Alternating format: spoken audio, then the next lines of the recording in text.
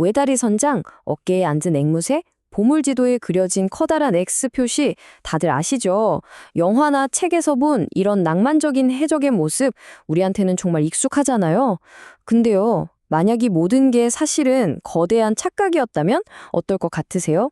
오늘 바로 이 질문의 답을 한번 찾아보려고 합니다. 우리가 아는 미디어가 만들어낸 이미지, 그 뒤에 숨겨진 훨씬 더 복잡하고 솔직히 훨씬 더 흥미로운 진짜 해적의 세계로 같이 한번 들어가 보시죠. 우리가 아는 해적 신화는요, 사실 대부분 보물섬 같은 소설에서 만들어진 환상에 가깝습니다. 현실 속 해적들은 보물 지도를 들고 다닌 게 아니라 국가들 사이의 지정학적 전쟁에서 하나의 무기였어요. 그리고 혼돈의 무법자가 아니라 아주 엄격한 규칙을 따랐고요. 어쩌면 잔혹한 세상에서 자유를 향한 유일한 탈출구를 찾던 사람들이었을지도 모릅니다. 자, 그럼 첫 번째 이야기부터 시작해 볼까요? 우리가 흔히 해적의 황금기라고 부르는 시대가 있잖아요. 이 시대가 사실은 거대한 제국들의 야망과 아주 깊숙이 얽혀 있었다는 점, 이걸 먼저 짚어보겠습니다. 먼저 이거 하나는 확실히 해야 합니다. 해적이 캐리비안에만 있었던 게 아니라는 사실. 해적의 역사는요, 거의 문명의 역사만큼이나 깁니다. 고대 이집트를 위협했던 정체불명의 바다민족부터 시작해서 유럽 전체를 공포에 떨게 했던 바이킹까지 해적은 언제나 어느 바다에나 존재했어요. 그런데 왜 유독 이 시기를 해적의 황금기라고 부를까요? 답은 간단합니다. 바로 이 시기에 해적의 신흥 강대국들에게 아주 유용한 무기였기 때문이죠.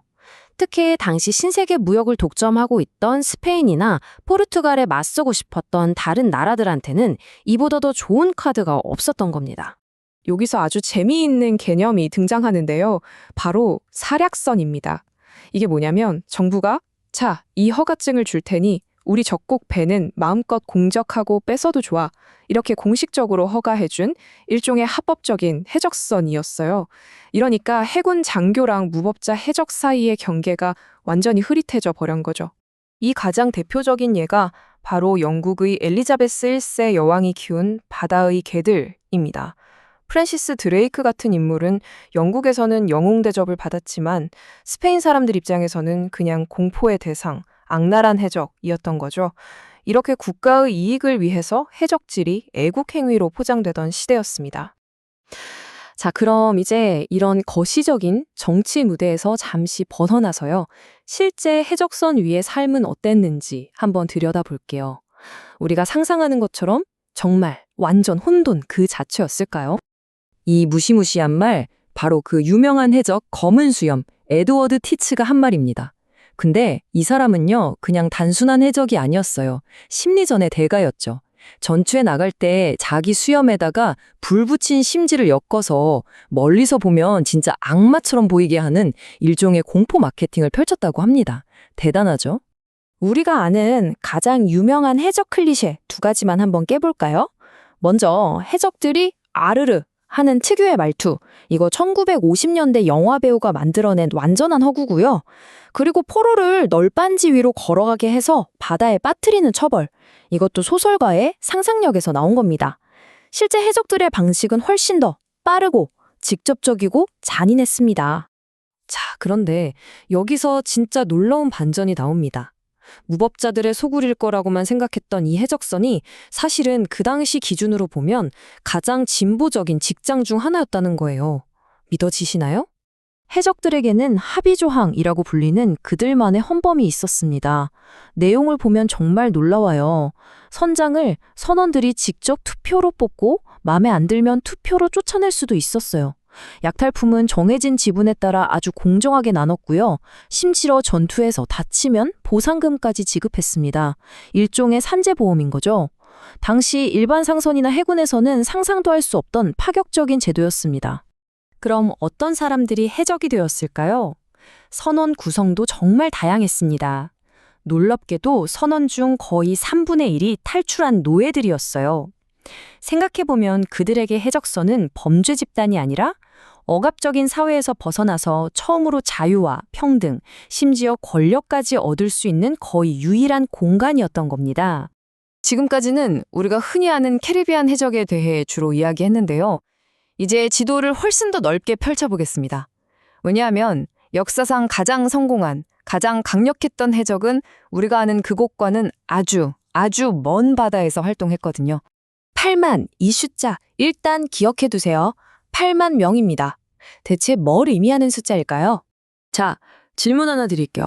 역사상 가장 거대한 해적 함대를 지휘했던 인물, 우리가 아는 검은 수염이나 다른 황금기 해적들을 그야말로 애들 장난 수준으로 만들어버리는 압도적인 스케일의 해적왕은 과연 누구였을까요? 정답은 바로 정이싸우, 칭시라는 인물입니다. 중국의 전직 매춘부였던 그녀는 남편이 죽자 그의 함대를 물려받아서요, 역사상 가장 강력한 해적군주로 거듭나게 됩니다. 칭시의 스케일은 정말 상상을 초월합니다. 그녀가 이끌었던 붉은 깃발함단은 배가 1,500척이 넘고 부하가 8만 명이나 됐어요. 아까 그 숫자가 바로 이거죠. 당시 청나라, 포르투갈, 심지어 영국 해군까지 모두 격파할 정도로 막강했습니다. 하지만 진짜 놀라운 건 따로 있어요. 대부분 비참한 최후를 맞았던 다른 해적들과는 달리 칭시는 정부와 협상을 합니다. 그리고 모든 약탈품을 그대로 가진 채로 명예롭게 은퇴하는 데 성공하죠. 역사상 가장 성공한 해적이라고 할 수 있겠습니다. 자, 이제 슬슬 마무리를 해볼 시간입니다. 그렇다면 이 해적들이 역사에 남긴 진짜 유산은 과연 무엇이었을까요? 한번 정리해보겠습니다. 해적의 시대는 왜 끝났을까요? 아주 간단하게 말하면 제국들의 해군력이 점점 강해지면서 더 이상 해적이라는 비공식적인 무기가 필요 없게 된 겁니다. 정부는 해적들에게 사면을 제안하거나 아니면 아예 강력한 군대를 보내서 소탕하기 시작했죠. 1718년에 검은 수염이 죽은 사건이 바로 이 시대의 끝을 알리는 상징적인 사건이었습니다. 이 말은 가장 유명한 여성 해적 중 한 명인 앤 보니가 처형 직전에 자기 연인에게 던진 아주 냉소적인 한마디입니다. 이 한 문장만큼 해적의 삶이 얼마나 무자비하고 감상 따위는 없는 현실이었는지, 그리고 그 끝이 얼마나 허무했는지를 잘 보여주는 말도 없을 겁니다. 결국 정리해보면 해적의 진짜 모습은 우리가 생각했던 것보다 훨씬 더 여러 겹의 얼굴을 가지고 있습니다. 그들은 제국들의 지정학적 도구이기도 했고 사회에 저항하는 반란군이기도 했으며 바다 위 민주주의의 선구자이기도 했으며 그리고 무엇보다 잔혹한 세상에서 필사적으로 자유를 붙잡으려 했던 하나의 상징이었죠. 그럼 마지막으로 이 질문을 여러분께 던져봅니다. 해적은 과연 누구였을까요? 반란군일까요? 선구자일까요? 잔혹한 도둑일까요? 아니면 폭정에 맞선 저항의 상징일까요? 이 복잡하고 모순적인 역사 속 인물들에 대한 평가는 아마 우리가 어떤 관점으로 그들을 바라보느냐에 따라 계속 달라지지 않을까 싶습니다.